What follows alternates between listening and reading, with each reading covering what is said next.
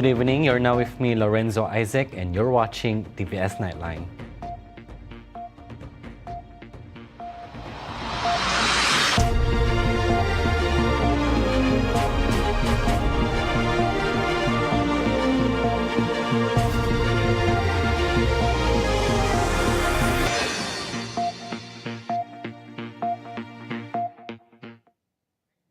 On to our news. His Excellency the Governor of Sarawak, Tun Dr. Wan Junaidi Tuanku Jaafar, as well as wife, Toh Puan Fauziah Muhammad Sanusi, have received a courtesy call from the Sarawak State Financial Secretary, Datuk Sri Dr. Wan Lizosman Wan Omar, earlier today. The courtesy visit took place at 12:30 PM in the compound of Astana Negeri Sarawak. The meeting went on for 30 minutes inside Astana Negeri Sarawak's main reception hall. The visit concluded with a gift-giving ceremony to Tun Dr. Wan Junaidi as remembrance for the visit. The visit marks the Sarawak State Financial Secretary's maiden courtesy call since Tun Dr. Wan Junaidi Tuanku Jaafar was appointed as the 8th Sarawak Governor on January 26. On to the next news. State and social development would need to take into account various aspects in a holistic manner, including the role of technology and engineering to meet the needs of Sarawakians. Premier Sarawak, Dato' Peninggitan Sri Abang Johari Tun Openg, said that in pursuit of economic prosperity, enhancing the quality of life is being prioritized with the help of technology and engineering. Abang Johari said this in a speech read by State Deputy Minister of Infrastructure and Port Development, Dato' Aidil Lariwu, during the officiating ceremony of the 15th International Unimas Engineering Conference 2024, or ENCON 2024, earlier today.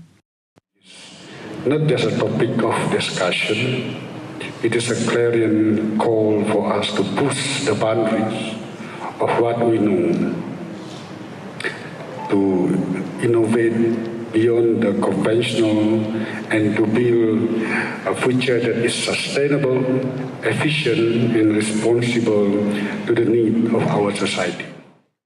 Through the conference, he said that the sharing of perspectives and insights can be useful to spearhead Sarawak's development and achieve its aspirations. The insight and innovation born from this conference will fuel the development of vital infrastructure, from roads and bridges to digital networks that are the backbone of our economy and daily life. They will lead the advancement in renewable energy in line with our commitment to sustainable development and environmental stewardship. The redevelopment plan of SIBU City, expected to be completed within 10 years' time, is aimed at attracting investors as well as accelerating the economic growth in the area. Premier Sarawak, Dato' Peninggitan Sri Abang Johari Tun Openg, said the project, when completed, will transform the landscape of SIBU City. You have to develop SIBU so that SIBU has all the necessary infrastructure and also the attraction for investors to come. That's number one. Number two is, of course, I was talking about services sector, including tourism. And then you got the financial sector can be in SIBU, part of it. That will give a new economic activity to SIBU, because SIBU was built based on the timber industry. Abang Johari added the Sarawak government also aims to promote the service sector in SIBU, including tourism. He said this after visiting the residence of the Deputy Minister of Public Health, Housing and Local Government, Dato' Tiang Ming Ti, in conjunction with the Chinese New Year celebration in SIBU earlier today. Meanwhile, commenting on the Sibu Jaya Kong Yit Kim Road construction project, Abang Johari revealed that it is expected to be completed by the end of this year. A bit delayed, but I think I was informed by end of the year should be complete. The upgrading project of the dual carriageway road spanning 6.75 kilometers, which was initially scheduled to be completed in January last year, is being carried out by the Sarawak government at a total cost of 95.65 million ringgit. State Minister of Youth, Sports and Entrepreneur Development, Dato' Sri Abdul Karim Rahman Hamzah, strongly denounced the derogatory comments made by the Secretary General of the Malaysian Swimming Federation, MAS, Andy Low, towards national diving athlete Dato' Pandalela Rinong. According to Abdul Karim, the comments made by Andy Low are unwarranted and uncalled for, as Pandalela Rinong has made significant contributions to the nation after winning 2 Olympic medals and 7 World Championship medals. Bila saya membaca komen daripada Sekretari MAS tu kan, MAS tu, saya pun agak terkilan lah. The kind of comment nampak macam menyindir, macam Pandalela ni, yalah, bila dah gagal, macam-macam alasan diberi. Does not sound very nice. Orang yang telah memberi banyak sumbangan kepada negara, kita sindirkan macam itu. At a press conference in Kuching earlier today, Abdul Karim shot back at Andy Low, asking whether the Malaysian Swimming Federation had managed to produce a lineup of backup divers who can follow in the footsteps of Pandalela. What has Andy Low and MAS been doing about Palapis? If Pandalela has been around for the last 10-15 years, only Pandalela, that means the Persatuan has not been doing anything also. What have you been doing for the last 10 years? How many years have you been the secretary? What have you done in trying to groom up for people to continue in the sports of diving? Andy Low, without naming any names, was previously reported as saying these individuals are not professional, and when they fail, they give excuses, blaming others left and right. Meanwhile, Abdul Karim called for the requirements imposed on the organizing of national games to be reformed. He said the imposition has restricted the process of producing more national divers as well as discovering new talents for the Malaysia Games Sukma. Abdul Karim was commenting on the cancellation of certain categories in Sukma due to failure to reach the participation quota from competing states. 21, kan, the last Sukma. If I'm not mistaken, diving wanita tak ada kan? Tak ada. You see, how do you expect athletes to be produced when even the national sport, diving wanita tak ada? What went wrong? Probably there might need to be a reform. One of it, because kita yang mengekang kita sendiri. Kadang-kadang sukan Sukma, kalau tidak ada 5 negeri, 6 negeri yang terlibat, that means sukan itu boleh terlibat dalam satu-satu sukan, that sport can be scrapped. Speaking further, Abdul Karim said the Ministry of Youth and Sports should have veto power to decide on the organizing of certain events, despite there only being few states participating. He said that so far, Sarawak has been a continuous supplier of diving athletes, with 7 of its 15 backup divers undergoing training in Kuala Lumpur.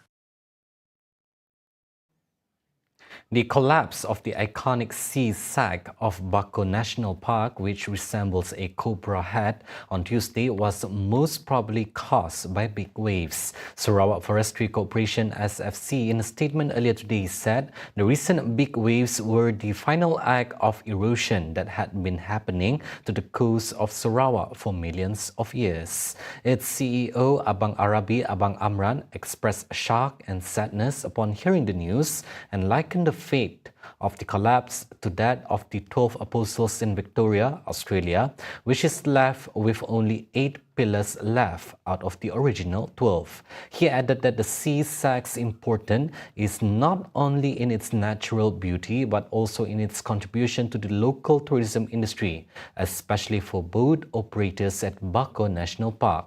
SFC added the sea sack held great significance as one of the country's geological treasures, formed from sandstone over millions of years through the process of erosion.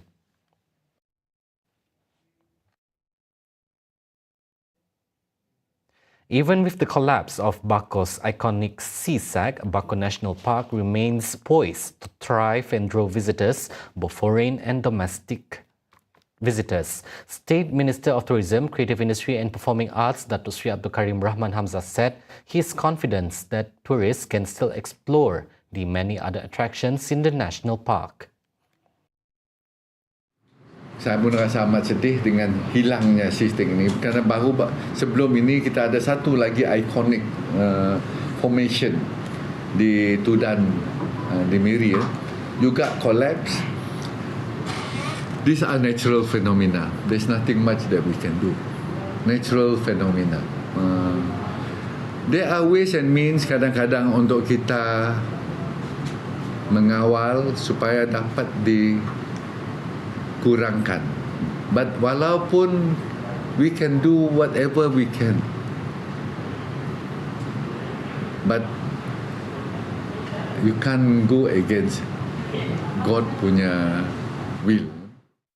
He pointed out that the sea stack was the focal point, the must-visit spot in the Bako National Park, and it had played a pivotal role in Bako's designation as Sarawak's inaugural national park in 1957. The Malaysian Tourism Promotion Board described the sea stack as one of the country's geological treasures on its website. In response to the collapse, Abdul Karim and his ministry will investigate alternative measures to mitigate or postpone seawater erosion affecting such stone formations. Yesterday, the tour and travel company Borneo Adventure posted a video on social media depicting the disappearance of the sea stack. It has fallen, probably yesterday. Over 287 programs and social interventions, including 12 integrated community social support and intervention projects, are planned for this year to enhance the community well-being in Sarawak.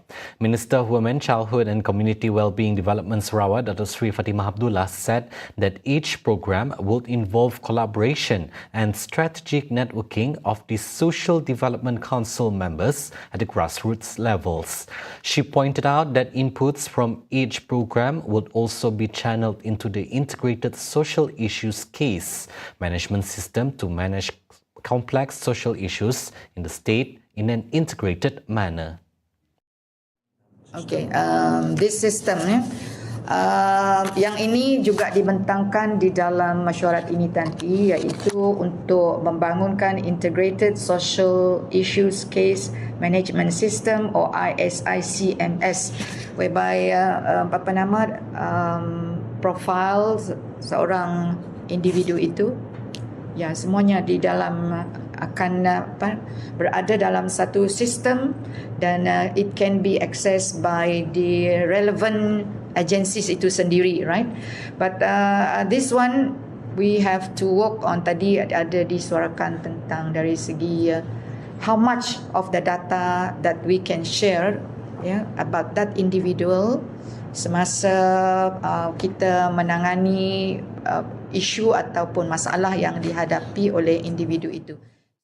She told this to reporters during a press conference at Wisma Bapa Malaysia in Kuching on Wednesday.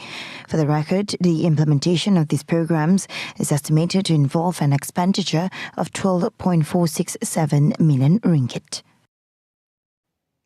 The Special Task Force PPK 2024 operations to solve stateless issue will continue in 6 zones across Sarawak. Minister of Women, Childhood and Community Wellbeing Development, Datuk Sri Fatimah Abdullah, said that the program aims to facilitate the mobile application process in addressing the stateless issue of Sarawak residents without citizenship status. She said that their main goal is to reduce the number of individuals without identification documents in the state of Sarawak. Tampil ke hadapan semasa pasukan ini. Pasukan petugas khas turun padang. Jadi mereka tampil ke hadapan dan memohon. Jadi keputusannya belum diketahui dah lulus atau tidak. But these are the numbers yang telah tampil ke hadapan untuk memohon. So we expect more akan tampil ke hadapan semasa operasi ini dijalankan ikut takwim yang telah diberikan, and it will end in July 2024. Okay. So kita berharap dengan operasi ini ia akan mengurangkan bilangan individu yang tiada dokumen pengenalan diri di negeri Sarawak ini. Previously, the Special Task Force operations from October 2023 until now have recorded over 5,000 applications statewide. However, it was revealed that it has not been determined whether these applications have been approved or not.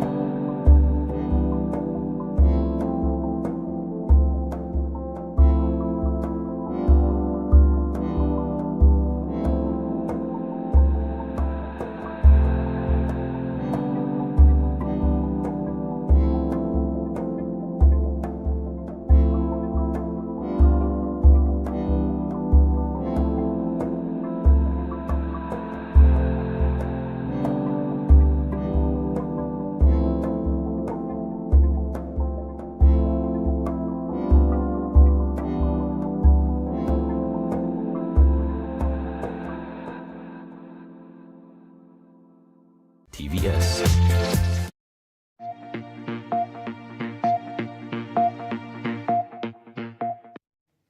Welcome back. One of the candidates proposed to fill the vacant position of Senate President is a former Sarawak Member of Parliament. According to reports from Suara Sarawak, this development follows the departure of the previous Senate President, Tun Dr. Wan Junaidi Tuanku Jaafar, who was appointed as the Governor of Sarawak on January 26. Former Member of Parliament for Bukit Mas, who served from 1982 to 1990, Datuk Mutang Tagal, is among the potential candidates to fill the vacant position. Other names mentioned include former Minister of Tourism, cum former Member of Parliament for Muka, Tan Sri Dr. Muhammad Leo Toyat Abdullah, and also former Minister of Foreign Affairs, cum former Member of Parliament for Kimanis, Tan Sri Anifah Aman. All potential candidates meet the criteria as it takes into account the quota that the position needs to be filled by individuals from Sabah and Sarawak, following the Senate President position being filled by someone from the peninsula. It is understood that the nominated individual will take the oath of office as a senator before the opening of Parliament scheduled by the Yang di-Pertuan Agong Sultan Ibrahim on February 26.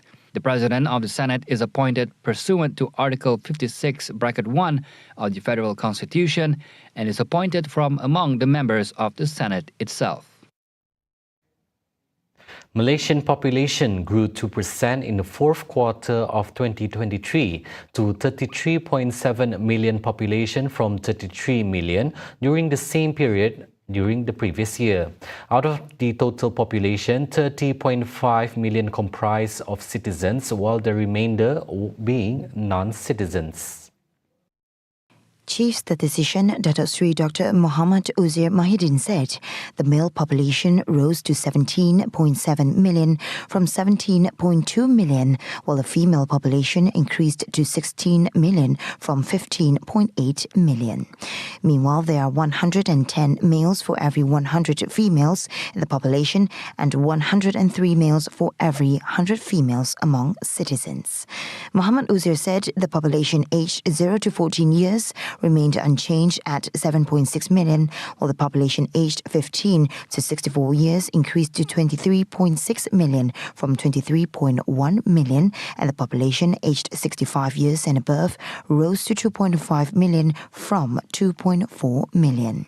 Conversely, there is a 1.1% decrease in the number of live births, totaling 112,767 births compared to 114,067 births in the fourth quarter quarter of 2022. Male births exceeded female births, with Selangor had the highest number of live births at 20,931, while the Federal Territory of Labuan recorded the lowest at 385. There were 48,250 deaths recorded in the fourth quarter of 2023, marking a 4.2% decrease from the same period in 2022. The Home Ministry will not hesitate to discipline any members of the Royal Malaysia Police PDRM with compromising issues or who violate the work ethics. Its Minister Datuk Sri Saifuddin Nasution Ismail said that such offence will not be taken lightly as they have a negative impact and could lead to distrust among the public.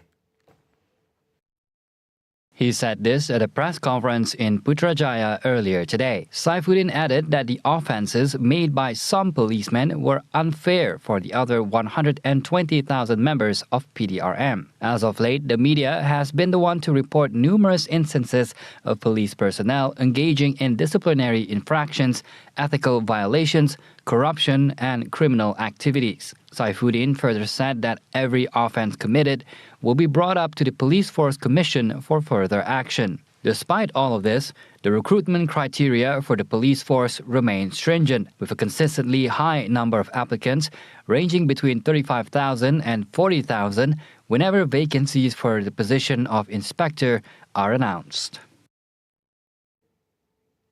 Each medical device is required to undergo registration with the Medical Device Authority (MDA) to guarantee its quality and safety standard. As a result, Deputy Health Minister Datuk Lukanisman Awang Sauni emphasised that the operators of e-commerce or online sales platforms bear a responsibility to address the issue of unregistered medical device sales. He conveyed this message to reporters following his participation in an engagement session with stakeholders in the medical device industry in Sarawak earlier today. Lukanisman also said that the Ministry of Health will assess the necessity of enhancing current laws to tackle the issue of unregistered medical device sales. A total of 18,792 new teachers have been appointed by the Ministry of Education in 2023. According to the ministry earlier today, 9,155 of them were assigned to primary schools, while 9,637 were posted to secondary schools. The statement emphasised that the Ministry of Education consistently works in close collaboration with the Education Service Commission (SPP) to effectively tackle the nationwide teacher shortage in schools.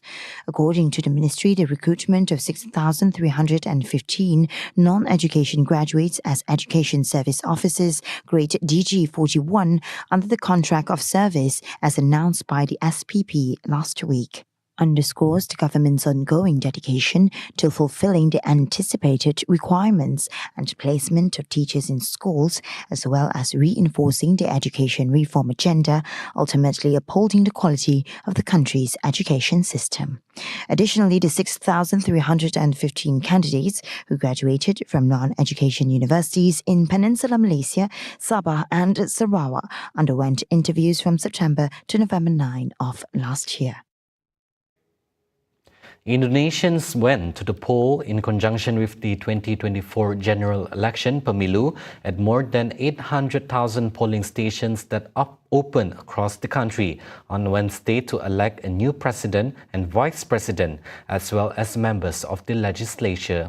The quick counts were conducted by at least 6 leading pollsters live stream on the country's local news portal about 1 hour after the voting ended at 1 p.m. local time. For more updates, we turn to our correspondent, David Andreas in Indonesia. Go ahead, David. Terima kasih Lorenzo, rekan tugas dari Bilik Berita TVS. Saya David Andreas akan mengkoreksikan dengan bahasa Melayu, melaporkan dari Jakarta. Selamat malam pemirsa TVS. Seperti yang kita ketahui, pada hari ini Indonesia mengadakan pemilihan raya umum atau pemilu 2024.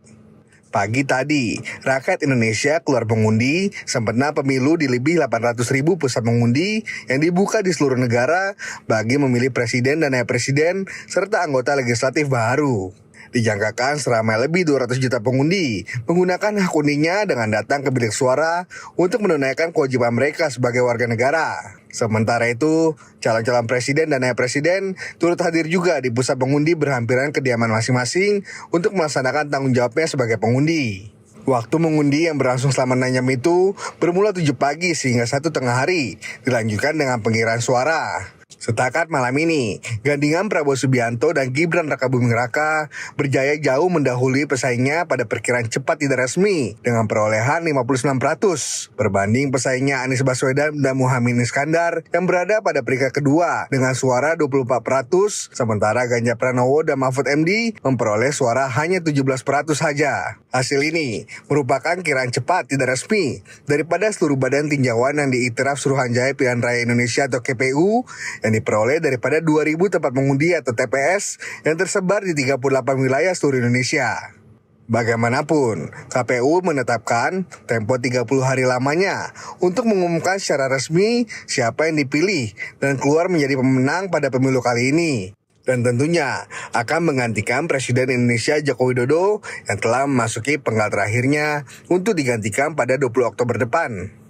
Berikut Lorenzo, sedikit laporan yang bisa saya kongsikan setakat ini, kembali ke bilik berita TVS.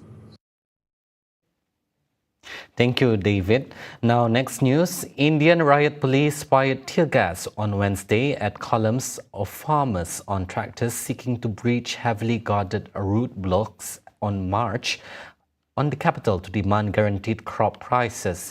Farmers in India this week launched the Delhi Chalo or March to Delhi in an echo of January 2021 when they broke through barriers and rolled into New Delhi on Republic Day during a then long-year protest. This time around, hundreds of tractors have been stalled by fearsome barricades of concrete blocks and rolls of razor wire. The farmers are demanding a law to fix a minimum price for the crops, in addition to concessions, including the waiving of loans. Barrages of tear gas were fired at Shambhu, about 200 kilometers north of Delhi, between Punjab and Haryana states, where the main group of farmers has been stopped. Farmers in India have political influence due to their sheer numbers, and the renewed protests come ahead of national elections likely to begin in April. 2/3 of India's 1.4 billion people draw their livelihood from agriculture, accounting for nearly a fifth of the country's GDP, according to government figures. See the world closer with TVS as we bring you the latest news updates both locally and internationally. For more headlines anytime, anywhere, just head on to our official website at tvsarawak.my or follow us on our social media platforms at TV Sarawak. And those were the updates on TVS Nightline. I'm Lorenzo Isaac. Thank you for watching and have a good night.